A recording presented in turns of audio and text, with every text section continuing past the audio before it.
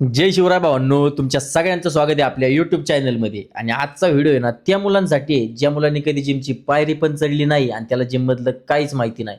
तर त्या मुलांनी आहे ना हा व्हिडिओ नक्की बघा आणि आपल्या यूट्यूब चॅनलला सबस्क्राईब करायचं अजिबात विसरू नका.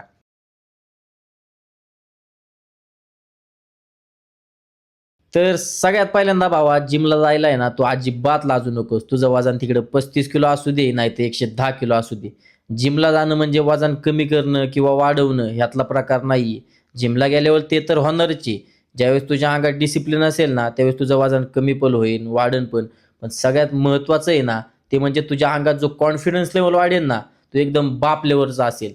तुझ्या अंगात जिमला जाण्याने ना जो डिसिप्लिन येईल ना ते तुझ्या पुढील आयुष्यात पण तुला नक्कीच उपयोगी पडू शकतो.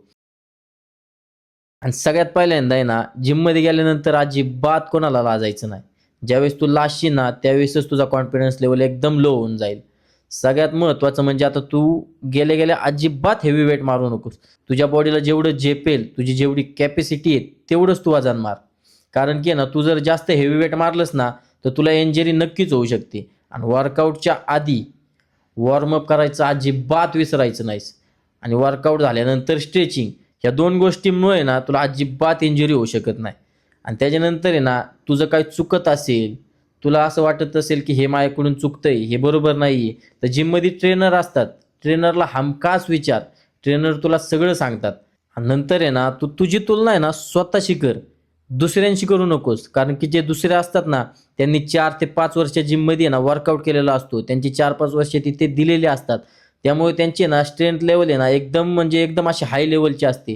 तू असं म्हणशील, की मी आज जिमला गेलोय आणि मी उद्याच लगेच 30 किलोचा डंबेल्स उचलणार आहे. तर तसं अजिबात नसतं.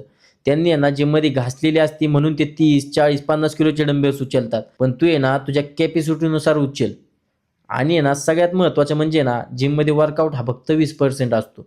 80% आहे ना हा तुझा डाएटवर असतो.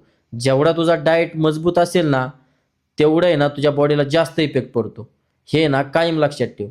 आणि त्यानंतर आहे ना तुझ्या शरीराला आहे ना एक 7 ते 8 तास झोप ही झालीच पाहिजे. आणि तू जिममध्ये गेलायस, तू असं म्हणशील की मला लगेच रिझल्ट दिसला पाहिजे 1-2 महिन्यात.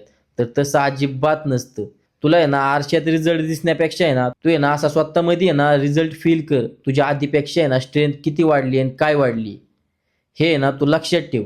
आणि ज्यावेळेस तू हे लक्षात ठेवशील ना, तुझी बॉडी आहे ना नक्कीच बनेल. आणि अशाच नवनवीन व्हिडिओ पाहण्यासाठी आहे ना, आपल्या यूट्यूब चॅनलला नक्की सबस्क्राईब करा.